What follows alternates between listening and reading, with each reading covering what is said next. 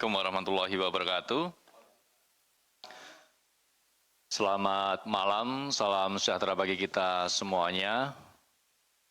Yang terhormat Direktur Penyidikan KPK Bapak Ahmad Taufik Hussein, yang kami hormati dan selalu banggakan.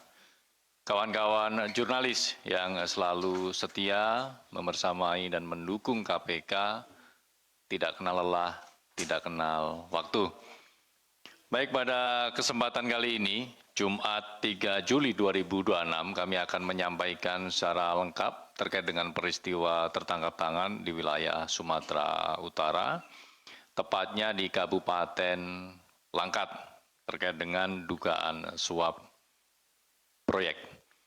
Baik, untuk berikutnya kepada Pak Dirdik, kami persilahkan untuk menyampaikan kronologi, konstruksi, dan juga pihak-pihak yang kemudian ditetapkan sebagai tersangka dalam perkara ini. Kami persilahkan. Terima kasih Mas Budi. Assalamualaikum warahmatullahi wabarakatuh. Waalaikumsalam. Selamat malam, salam sejahtera buat kita semua. Terima kasih rekan-rekan pers yang masih ada di ruangan ini dan masih setia sama KPK. Untuk kesekian kalinya kita melakukan penyelidikan tertutup di daerah. Seperti kemarin kami sudah sampaikan bahwa tangan-tangan penegakan hukum, penegakan korupsi kita akan lakukan ketika memang masih ada perilaku-perilaku koruptif yang masih ada di daerah, sehingga kita juga tidak akan segan-segan akan melakukan penindakan. Jadi pada kesempatan malam ini, tadi disampaikan oleh Mas Jubir bahwa betul kita melakukan kegiatan tertangkap tangan untuk dugaan tindak pidana korupsi terkait suap proyek di Kabupaten Langkat tahun 2025-2026. Untuk konstruksi perkaranya sebagai berikut. Pada tahun 2025, Saudara YQB selaku pihak swasta sekaligus tim sukses SAF pada Pilkada 2024 mendapat paket pekerjaan proyek di Dinas Pendidikan dan Dinas Pemukiman Langkat melalui metode pengadaan langsung atau PL. Melalui koordinasi dengan PPK Saudara IM yang saat itu menjabat sebagai Kepala Disperkim Langkat. Dengan rincian proyeknya yaitu di Dinas Pendidikan Langkat sebanyak 80 paket pekerjaan yang mencapai total 9,5 miliar rupiah. Dan di Dinas Perkim Langkat sebanyak 5 paket pekerjaan senilai total 748 juta rupiah. Bahwa selanjutnya Saudara SAF selaku Bupati Langkat periode 2025-2030 atas pekerjaan yang diberikan kepada YKB meminta fee 10% dari setiap proyek di Dinas Pendidikan dan 17% dari proyek Disperkim. Akhirnya disepakati untuk besaran fee proyek tersebut yaitu untuk di Dinas Pendidikan sebesar 990 juta rupiah dan untuk di Dinas Perkim total 126,8 juta. Atas permintaan fee tersebut sampai dengan 5 April 2026, YQB telah memberikan uang kepada SAF sejumlah total 800 juta rupiah dengan rincian tahun 2025 sebesar 500 juta, ini dalam bentuk transfer 2 kali melalui Saudara ZK selaku driver Bupati. Kemudian pada bulan Mei 2025 sejumlah 150 juta melalui perantara. Selanjutnya pada April 2026 150 juta lagi melalui Saudara ZK. Pada akhir Juni 2026, SAF kembali meminta kepada saudara YQB sejumlah 300 juta sebagai bagian dari komitmen fee yang telah disepakati di awal tahun 2025. Namun pada 1 Juli 2026, YQB menyampaikan bahwa hanya sanggup memenuhi permintaan dari saudara SAF total 100 juta. Kemudian tim KPK melakukan kegiatan penyelidikan tertutup, turun ke lapangan. Pada hari Rabu 1 Juli 2026, sekitar pukul 9 malam, SAF menghubungi YQB untuk bertemu setelah selesai acara Asosiasi Pemerintah Kabupaten Seluruh Indonesia atau APKASI. Namun demikian, sekitar pukul 11 malam, ZKF menghubungi YQB untuk meminta SAF balik arah, karena ini sudah terlanjur kembali dari acara. Namun itu disebabkan SAF mengetahui ada tim KPK sedang berada di Kabupaten Langkat. Jadi rupanya kedatangan tim juga sudah dimonitor oleh SAF. Selanjutnya pada hari Kamis tanggal 2 Juli 2026, YQB dihubungi oleh SAF melalui saudara SYH. Ini orang dekat Bupati dan sekaligus mantan anggota DPRD Sumut. Disampaikan oleh SYH bahwa situasi sedang memanas sehingga kesepakatan pemberian uang 100 juta yang diminta oleh SAF untuk diserahkan melalui SYH. Bahwa kemudian sekitar pukul 8 pagi, YQB dan SYH bertemu di sebuah kafe di Medan, Kota Medan, untuk serah terima uang 100 juta yang disepakati untuk SAF. Selanjutnya saat SYH dalam perjalanan menuju Kota Binjai, artinya penyerahan serah terima uang yang 100 juta sudah dilakukan, tim KPK di lapangan kemudian berhasil mengamankan uang 100 juta yang ditemukan di bawah jok kursi di mobil yang ditumpangi oleh saudara SYH. Selanjutnya dalam rangkaian peristiwa tertangkap tangan tersebut, tim KPK mengamankan total sejumlah 7 orang di wilayah Kabupaten Langkat, kemudian ada di Kota Binjai dan Kota Medan, yaitu yang pertama saudara SAF sendiri selaku Bupati Langkat periode 2025-2030, saudara YQB selaku pihak swasta sekaligus tim sukses saudara SAF pada Pilkada 2024. Yang ketiga, saudara IM, ini selaku PLT Kepala Dinas Pendidikan Langkat. Yang keempat, saudara SYH, selaku orang dekat Bupati, sekaligus mantan anggota DPRD Sumut. Saudara AKB, selaku ajudan, saudara ZK, selaku driver Bupati, dan yang ketujuh, saudara SG, selaku pihak swasta.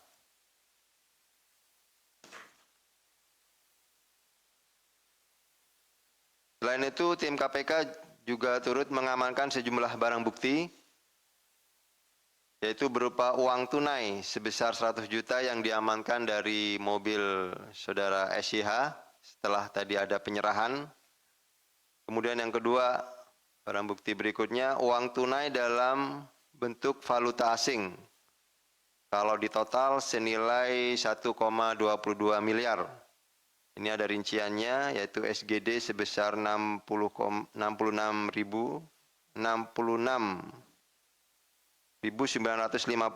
kemudian ringgit Malaysia 11.000 dan rupiah sebanyak 244,7 juta. Tim juga menemukan 55 keping logam platinum dengan total berat kurang lebih 55 kg di mobil SAF, yang terhadap barang bukti ini 50 keping logam ini nanti kita akan lihat keasliannya. Kita akan panggil ahli untuk mengetahui keaslian dari logam platinum ini. Kemudian yang berikutnya, yang keempat, ada 2 rekening bank atas nama SAF dengan total senilai 2,27 miliar. Dan tim juga mengamankan barang bukti elektronik BBE dan sejumlah dokumen lainnya. Bahwa terkait kegiatan tertangkap tangan tersebut, selain adanya dugaan tindak pidana korupsi suap terkait proyek di lingkungan PMK Pelangkat, KPK juga menemukan adanya dugaan penerimaan lainnya, yaitu penerimaan gratifikasi oleh saudara SAF dengan total sekurang-kurangnya 3,5 miliar. Yaitu diantaranya diduga terkait dengan mutasi dan pengisian jabatan di lingkungan Dinas Pendidikan, serta camat di Kabupaten Langkat. Dan hal ini juga diketahui di lapangan bahwa ini juga telah menimbulkan keresahan di lingkungan ASN ya, di PMK Pelangkat. Kemudian yang kedua juga terkait pengangkatan jabatan kepala sekolah SD maupun SMP, di mana ketika jabatan kepala sekolah tersebut diperdagangkan, maka yang dipertaruhkan bukan hanya tata kelola pemerintahan, tapi juga masa depan pendidikan anak-anak. Yang ketiga juga terkait dengan pengadaan seragam sekolah.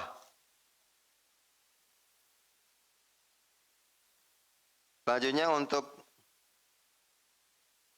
kegiatan penetapan dan penahanan tersangka, berdasarkan kecukupan bukti permulaan dalam perkara dugaan tindak pidana korupsi terkait suap di lingkungan Kabupaten Langkat dan penerimaan gratifikasi, KPK kemudian menaikkan perkara ini ke tahap penyidikan dengan menetapkan 2 orang sebagai tersangka.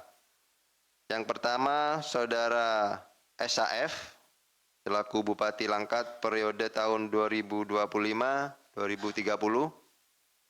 Kemudian saudara YKB selaku pihak swasta sekaligus yang bersangkutan adalah tim sukses saudara SAF pada Pilkada tahun 2024. Atas perbuatannya terhadap saudara SAF sebagai penerima diduga telah melanggar pasal 12 huruf A atau huruf B dan atau pasal 12 B besar penerimaan gratifikasi Undang-Undang Nomor 31 Tahun 99 junto Undang-Undang Nomor 20 Tahun 2001 tentang pemberantasan tindak pidana korupsi. Sementara terhadap saudara YKB selaku pemberi disangkakan telah melanggar pasal 605 atau 606 ayat 1 Undang-Undang 1 Nomor 1 Tahun 2023 tentang KUHP junto Undang-Undang Nomor 1 Tahun 2026 tentang penyesuaian pidana junto pasal 20 huruf C Undang-Undang Nomor 1 Tahun 2023 tentang KUHP. KPK selanjutnya melakukan penahanan terhadap para tersangka untuk 20 hari ke depan. Ini penahanan tingkat penyidikan pertama selama 20 hari terhitung sejak tanggal 3 Juli hari ini sampai dengan tanggal 22 Juli 2026.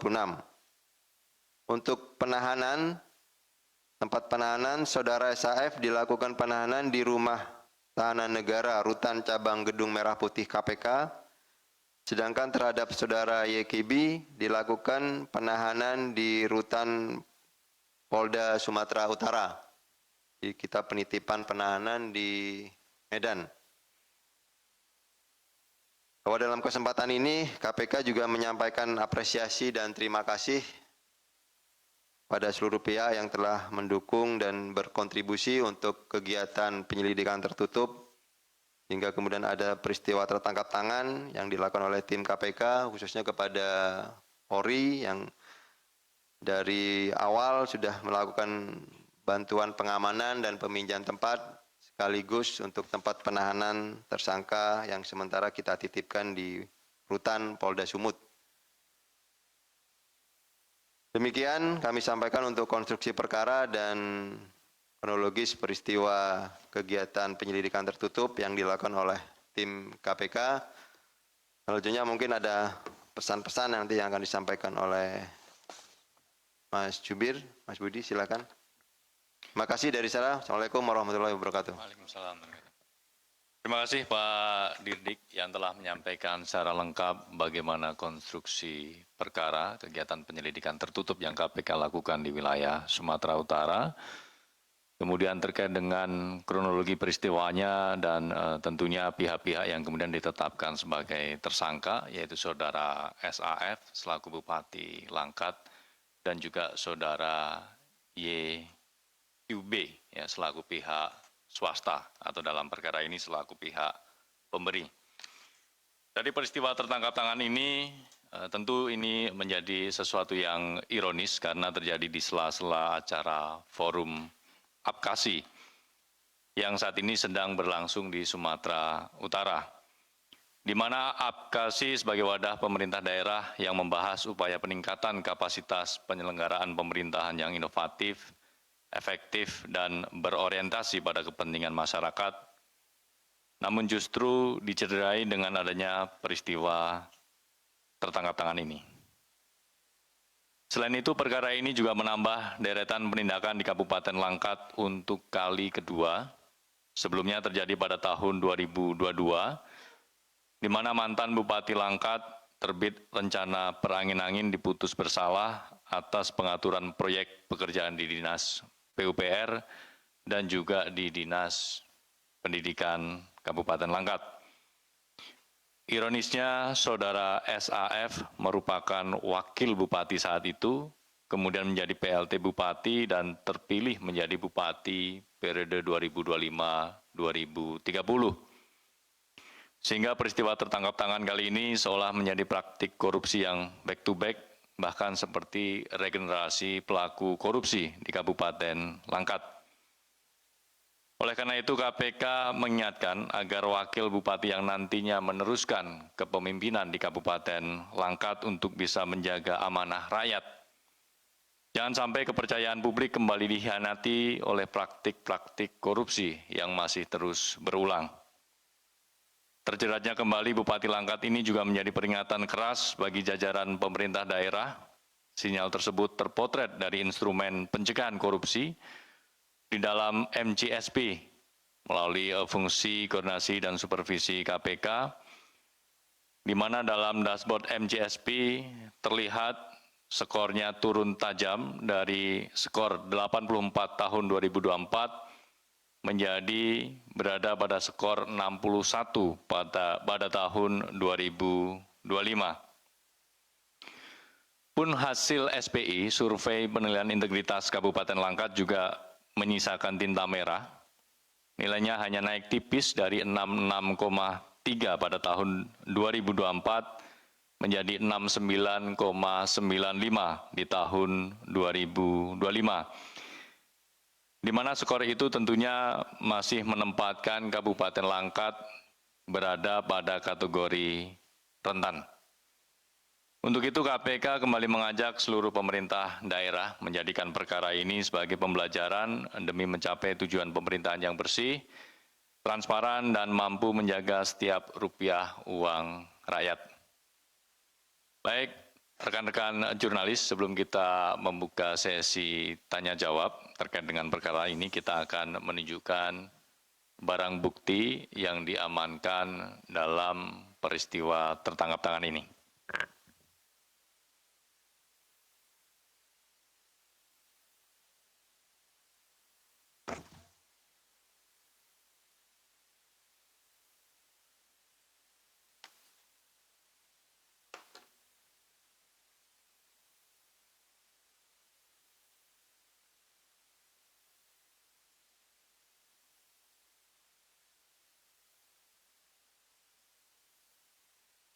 Uang yang ditunjukkan ini adalah uang 100 juta yang diamankan di dalam mobil saudara SYH yang dibawa dari Medan ke kota Binjai yang kemudian diamankan oleh tim KPK, ditempatkan di bawah jok mobil, ya, bagian penumpang bagian depan. Kemudian uang dalam bentuk valuta asing dengan total nilai ekuivalen 1,2 miliar rupiah yang terdiri dari Singapura dolar, ringgit Malaysia, dan juga sebagian rupiah lainnya yang diamankan dari rumah pribadi saudara SAF.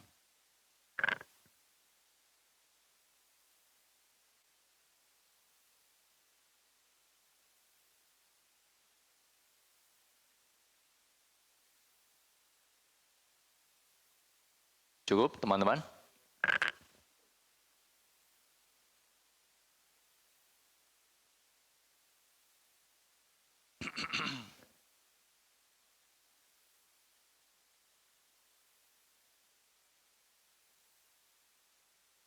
Baik, teman-teman, kita akan buka sesi tanya jawab.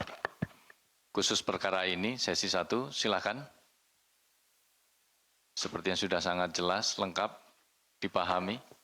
Ada 1, Mbak Satya, 2, Mas Yudi, 3, Mas Rio. Ya, silakan, Mbak Satya. Selamat malam, Pak Malam, Dirdik Mbak Satya. dan Mas Jubir. Ini mau tanya aja, kemarin yang OTT di Kuansing kan juga diketahui duluan, terus yang Langkat juga. Ini kenapa sih kalau boleh tahu, maksudnya kok beberapa kali kompak banget nih ada bocor-bocor begini. Ini gimana tanggapannya? Makasih, itu aja. Terima kasih Mbak Sasha terkait dugaan kebocoran informasi kegiatan penyelidikan tertutup KPK. Kedua, kita ke Mas Yudi yang sudah memegang mic juga. Silakan. Selamat malam Mas Budi, Pak Taufik. Mas sedikit aja terkait kenapa nih penahanan yang pihak swasta ada di Polda mana tadi? Sumut ya. Berbeda dengan yang sebelumnya kan langsung dibawa ya. Terus kedua, untuk platina ini sebagai barter apa ya, kan itu di atas emas kalau nggak salah harganya ya. Nah itu aja, terima kasih. 2 poin ya terkait penahanan dan juga barbuk dalam bentuk logam mulia platina. Silakan Mas Rio. Ya, malam Pak Taufik, Mas Budi. 2 pertanyaan. Pertama, kemarin yang tadi juga udah disinggung sama Mas Budi. Kemarin kan yang Kuansing dari PLT Bupati sekarang tersangka korupsi. Sekarang juga PLT Bupati jadi tersangka korupsi. Ini 2 kali lah dejavu gitu kan. Ini bagaimana KPK memandang fenomena berikut. Itu pertama. Kedua, Komisi 2 DPR menanggapi yang OTT kemarin itu dia bilang kayaknya kepala daerah perlu dinaikkan gajinya gitu kan. Karena kan ini juga kebetulan OTT-nya juga kepala daerah. Bagaimana KPK memandang usulan tersebut gitu? Apa gaji naik maka tidak ada korupsi? Makasih. Mas Bud, tambahin aja. Tambahin. Ya silakan Mas Mario. Ya, ini mau sedikit menambahkan saja. Pertama terkait koreksi bahwa berkaitan soal angkat sebenarnya bukan 2 gitu loh. Itu 3. Tapi yang satu yang ketiga ini justru ketangkep ketika dia menjadi gubernur. Yaitu Samsul Arifin 2 periode sebagai Bupati Langkat. Dan tindak pidana yang dilakukan pun berkaitan soal ada di Langkat. Jadi 3. Itu 2 periode. Samsul Arifin itu 2 kali 1999, 2024, 2024, 2028. Nah, kemudian ini KPK mengkoreksinya itu seperti apa? Ada makhluk apa di Langkat sehingga selalu terjadi korupsi di Langkat? Begitu juga Tulung Agung. Berkamuflase. Jadi setiap yang ditinggalkan kepala daerah yang OTT pasti ngikut. Bagaimana Samrial kemudian turun ke Anas Makmun di Riau, terus turun lagi ke, ini sebenarnya ada apa gitu? Ada makhluk apa di setiap tempat yang dilakukan penangkapan OTT terhadap kepala daerah yang dilakukan KPK? bergenerasi, bertumbuh. Kira-kira mungkin Mas Budi yang cukup pakar dalam pencegahan ini harus menemukan formulasi yang lebih efektif. Setiap daerah itu kenapa selalu tumbuh mati satu, tumbuh 2.000 pelaku korupsinya? Atau memang pencegahannya menanam bibit subur di sana sehingga bertumbuh kembang yang terjadi di sana. Kemudian ini apa ada kaitan pengembangan lain terkait penerimaan lain? Informasi yang saya lakukan ada satu orang lagi yang akan dibawa ke Gedung Merah Putih berinisial B, yang saya ketahui kalau enggak dia adalah kadis lapas, kepala lapas, atau dia ketua ormas terbesar di Langkat. Ini apa kaitannya pemanggilan sosok inisial B ini berkaitan soal Bupati Langkat? Ya itu aja dulu, makasih. Terima kasih Mas Mario. Ada 4 penanya, Pak Didik, Mbak Sasha, Mas Yudi, Mas Rio, dan Mas Mario. Silakan. Baik, terima kasih. Yang pertama ke Mbak Sasha dulu ya. Ini ada kenapa diketahui duluan, termasuk yang Kuansing. Jadi gini, terkait dengan kegiatan penyelidikan tertutup, memang semestinya itu kan tidak diketahui ya. Beda dengan misalkan penyelidikan yang memang terbuka, walaupun belum disampaikan ke publik, tapi karena namanya penyelidikan terbuka, artinya ada pihak-pihak yang dimintain klarifikasi. Jadi kalau itu bocor ya mungkin bukan karena bocor, mungkin karena orang-orang yang diminta klarifikasi itu memberikan informasi baik ke media atau apa. Terkait untuk penyelidikan tertutup, memang semestinya itu tidak diketahui publik, atau artinya tidak ada pihak-pihak yang dimintai oleh tim penyelidik untuk diklarifikasi. Artinya tim penyelidik langsung turun ke lapangan. Nah, ketika turun ke lapangan itulah ada mungkin indikasi-indikasi diketahui karena memang mungkin orangnya sudah pernah datang ke Langkat, atau memang ada informasi-informasi yang diketahui ini orang-orang KPK.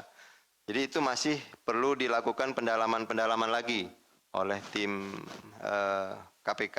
Apakah nanti kita juga akan melakukan evaluasi, apakah pada saat mungkin turun ke lapangan itu tidak bersama-sama atau berkerombongan gitu, satu persatu, atau memang kita seperti apa untuk menghindari hal-hal yang mungkin tidak bocor dari dalam, tetapi itu diduga-duga oleh pihak-pihak di luar, sehingga kemudian itu sampai informasi ke pihak-pihak yang memang menjadi target kita. Jadi memang ini masih perlu pendalaman lebih lanjut untuk kenapa pihak-pihak luar itu mengetahui kemudian informasi-informasi bahwa tim akan turun ke Langkat gitu. Jadi ini bukan memang bocor dari luar, tapi memang ini dugaan-dugaan saja bahwa orang itu mungkin pun juga mengira-ngira bahwa ada tim KPK yang turun ke daerah gitu, sehingga kemudian dilakukan antisipasi-antisipasi, tetapi tadi karena memang ada niat yang memang sudah apa istilahnya sudah terencana dari awal, dan ini kan bukan pemberian yang pertama ya, udah kesekian kalinya, sehingga tetap ada kejahatan itu tidak sempurna. Dari ilmu kejahatan kan selalu ada meninggalkan jejak-jejak, sehingga tim di lapangan tetap berupaya untuk melakukan penyelidikannya. Namanya penyelidikan kan kegiatan serangkaian penyelidik, ada interview, observasi, surveillance, sehingga tetap menemukan kemudian peristiwa-peristiwa yang diduga ada tertangkap tangan untuk tindak pidana korupsi. Kira-kira begitu ya, Mbak Tasha. Kemudian yang kedua dari Mas Yudi, ada swasta yang tidak dibawa, itu memang karena ada kendala, ini karena kendala daerah, di daerah Mas. Ada saat tim sedang mengamankan satu pihak dari pihak swasta, kemudian melakukan pemeriksaan, kemudian tim juga mengamankan pihak-pihak lain, karena waktunya tidak bersamaan, sehingga membutuhkan waktu untuk konsolidasi tim membawa ke Jakarta. Gitu. Nah, pada saat waktu yang berbedaan itu, ada yang saat-saat terakhir, detik-detik terakhir ketika dibawa, ada keterbatasan tiket penerbangan. Sehingga yang hanya bisa dibawa adalah PN.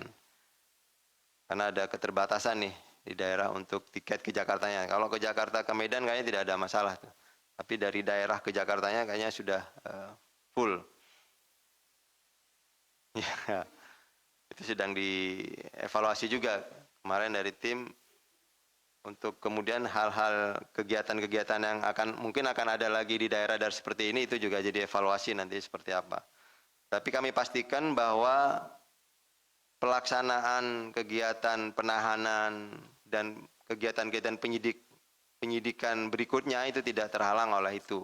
Karena kita sudah ada teknologi, kita akan lakukan video call untuk penyerahan administrasi penyidikannya, itu tidak ada masalah terkait itu. Kemudian yang kedua dari Mas Yudi untuk BB Platinum ya. Tadi ini memang tempat diamankan oleh tim di lapangan karena memang kegiatan di TKP itu harus diamankan semua. Memang ada beberapa 55 keping tadi ya, 55 keping. Itu tertulisnya platinum. Kan biasanya kalau yang platinum gitu ya, ini tertulisnya di fisik kepingannya itu platinum gitu. Dengan berat ada variasi, ada yang 32 ons, ada yang 16 ons, jadi variasi ada dari 55 itu. Sehingga kemudian ini juga menjadi barang bukti yang diamankan karena memang ditemukan di TKP. Tetapi nanti kemudian ada klarifikasi terhadap SAF, permintaan keterangan, baik itu mengenai sumbernya, asal-usulnya seperti apa, dan terkait dengan keasliannya juga kita akan minta kepada ahli, mungkin dari Antam, Pegadaian yang memang mempunyai kualifikasi untuk mengetahui barang itu asli atau tidak. Tapi kita dugaan awal bahwa itu ada nilainya. Karena kalau dinilai, kita lihat browsing ya di website yang umum gitu, bahwa itu bernilai kalau per kepingnya itu 900 jutaan ya. Jadi sudah dicek di website. Sehingga kalau dikalikan 55 keping itu sekitar 40-an M. Nah, itu masih dugaan awal karena kita harus pastikan lagi keaslian dari fisik kepingannya itu. Itu ya Mas Yudi. Kemudian yang berikutnya Mas Rio, ini tren kenapa PLT kemudian jadi bupati kena OTT dan itu sudah kita lakukan berkali-kali. Ya ini kembali ke pihak kesadaran dari pejabat negaranya. Karena memang walaupun tadi sudah disampaikan oleh Mas Jubir, kita sudah melakukan upaya-upaya pencegahan, ada monitoring, ada bahkan penilaian SPI, kita sudah berupaya semaksimal mungkin untuk pencegahannya. Tetapi sekali lagi kita harus berterima kasih kepada masyarakat, karena selain KPK juga harus melakukan pengawasan di daerah-daerah, tapi terbukti ada peran serta masyarakat yang memang kita sudah lakukan penggalangan untuk ikut mengawasi jalannya pemerintahan. Nah ini kita kan tidak bisa membendung ya ketika memang ada masyarakat yang ingin berkontribusi, ingin berperan aktif untuk pemberantasan tindak pidana korupsi, kemudian melaporkan ke KPK. Nah ini memang menjadi bagian lagi evaluasi di pencegahan nantinya, karena kita memang ada program namanya di pencegahan itu, pencegahan pasca penindakan. Nah ini juga akan menjadi tindakan-tindakan terus-menerus yang akan dilakukan, walaupun mungkin tempatnya tadi diingatkan oleh Bang Mario, ini sudah ketiga kalinya ya Bang. Kalau nggak salah dulu Samsul Arifin ya, itu gubernur tapi dia juga jadi bupati. Nah itu juga nanti akan dievaluasi di pencegahan, apa hal-hal yang memang menjadi titik krusialnya di mana. Yang pasti memang karena ini laporan pengaduan masyarakat, ya penindakan tetap akan bekerja gitu. Walaupun kemudian memang akan ada evaluasi-evaluasi dari sisi pencegahannya. Terkait untuk naik gaji, ya ini mungkin bisa ditanyakan ke Kementerian Keuangan nih, atau ke pemerintah daerah seperti apa untuk take home pay yang mestinya bisa dirasakan kepala daerah tidak butuh lagi ada penghasilan-penghasilan dari luar. Tapi itu pun juga sudah ada beberapa kajian-kajian yang juga sudah dilakukan oleh teman-teman di Litbang KPK bahwa tidak ada korelasi langsung gitu antara naiknya gaji seorang pejabat negara dengan perilaku-perilaku korupsi yang kita temukan modus-modusnya ya tetap saja ada gitu. Kembali ke integritas masing-masing pejabat negaranya mungkin. Itu ya Mas Rio. Yang terakhir mungkin dari Bang Mario ini hanya mengingatkan aja tadi ya. Untuk jumlah penindakan di Kabupaten Langkat dan penerimaan lain inisial B. Betul ya? Nah ini nanti kita akan dalami juga informasinya Bang Mario. Tapi yang kita amankan tadi seperti yang sudah disampaikan, kita mengamankan ada 7 pihak yang ikut diamankan pada saat itu. Untuk penerimaan-penerimaan lainnya terkait gratifikasi yaitu nanti akan menjadi pengembangan di penyidikan. Apakah penerimaan-penerimaan ini juga murni gratifikasi? Tadi juga sempat dibahas di expose di gelar perkara bahwa terkait penerimaan-penerimaan lain yang dilakukan oleh Bupati, sementara yang didapatkan atau hasil penyelidikan oleh tim penyelidik yang tadi sudah digelarkan, yang sudah digelar perkarakan ya, itu menyangkut suap dan gratifikasi. Untuk pihak-pihaknya baru hanya ada 2 terkait SAF dan YQB. Demikian. Baik, terima kasih Pak Didik. Semuanya sudah dijawab secara lengkap. Kita buka lagi khusus perkara ini jika masih ada. Cukup? Nggak ada? Kita bergeser ke isu lainnya. Sebelum bergeser hari, silakan.